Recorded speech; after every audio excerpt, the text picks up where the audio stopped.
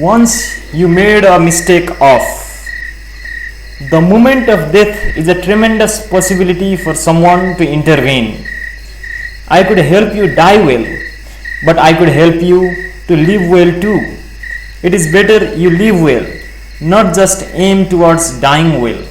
If you are planning on coming back 100 times over, you can live a stupid life. But if you want this to be your last life, especially, then you should learn to live well. The last lap must be the best lap, isn't it? When things have come to a head, when the situation has matured to such an extent that it has become life and death and nothing else matters, then it is just one moment's work for me. But how long you are going to take to get there is up to you. You could make it happen this evening, or you could wait for a few lifetimes. Once you have come to me, I will not give you the option of few lifetimes, but you can wait until the end of your life. If you keep postponing it till then, when death comes knocking, you will be hopeless. When death comes knocking, all of a sudden, you will find this body does not mean anything. All your qualifications will not mean anything. Your husband, wife and children will not mean anything. Your fancy clothes will not mean anything. You will be hopeless, like a vulture. I will wait for that moment, because then you will become willing. But if you are intelligent, if you have any sense in you, you will create that willingness right now. If you do not create that willingness within you, you will resist what needs to happen. When you have a discretionary mind, if you come here with walls of resistance, we will try to wear it down. It may not be completely gone, but we will wear it down. This is a long and tedious process. One who is dead does not have a discretionary mind, so it is very easy to influence him compared to you. It is like this: you are a hardcore ghost with a body. A ghost without a body is easy to handle in comparison, because he has no discretionary mind. He will receive whatever you say. The only thing is that you cannot speak in English with him, because he will have lost his ears along with his body. So you need to speak to him in a different language, but he is willing to listen. He is absolutely willing, because he has no discretionary mind. He cannot set up a resistance. So we say something sweet to him, and he will become sweet immediately, and we can do what needs to be done with him. But if you are willing, you need not wait till then. Those who have given themselves totally to me, even for a single moment, they do not have to worry about their liberation. Liberation is assured. To live gracefully or not, that is not assured. That is something that you have to earn. But liberation is assured. So how does this work? One common word which has always been prevalent in the spiritual arena of the East is the word Maya. We don't use it, but it is a fantastic word. It says exactly what we want to say, but it has been so horribly abused over time that we generally refuse to use it. Maya means that the way you are existing right now, your perception and understanding of life is illusory. The most essential part of this illusion is your idea of you as a being or an individual. It is illusory.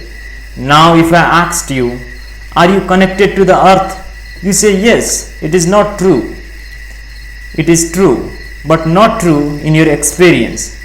It is true not because you are plugged into the earth, but because you are a piece of the earth. But because your inability to drop the illusory idea that you are only connected to the earth and not a piece of the earth itself, you exist as an individual. At the Isha Yoga Center, the reason why all the brahmacharis are with heads shaved, all wearing the same clothes, is because if they turn around and they should not know whether this is them or that is them. But even in the little things, like the way they apply the vibhuti on their foreheads, they want to do it in their own style. Even though everything else is the same, in the process of living in the world, Everyone is constantly trying to strengthen their fences, strengthen their boundaries.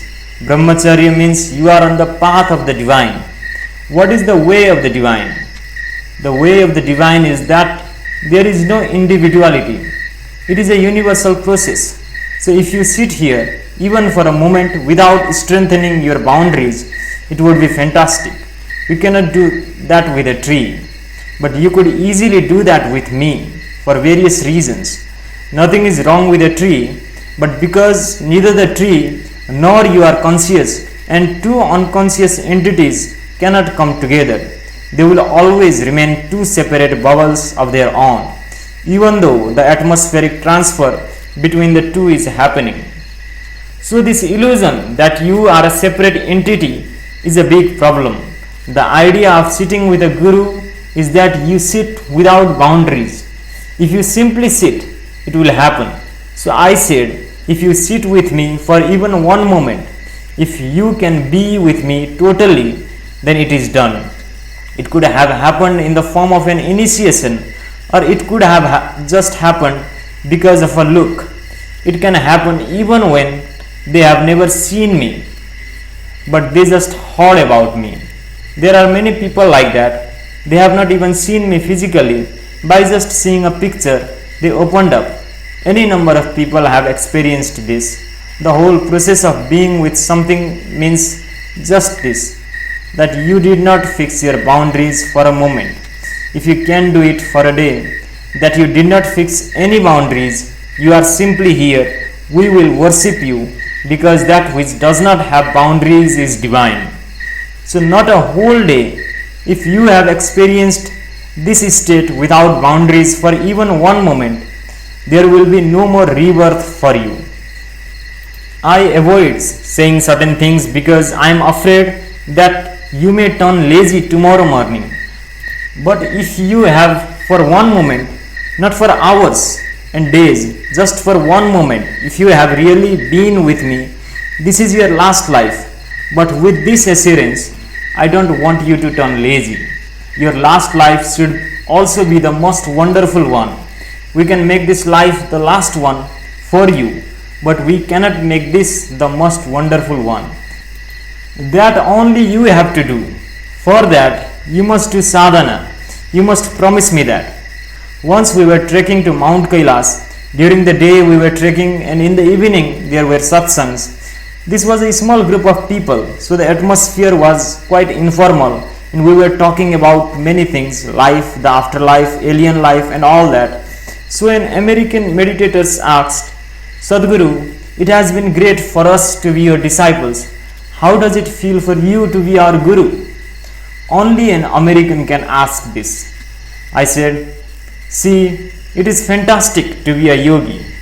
I would not be any other way, but being a guru is frustrating because what can be done in a moment, people make it a lifetime. If you give yourself to me for a moment, I can ensure that you are really dead. You know, if someone shoots you with a gun, you will pop up again somewhere.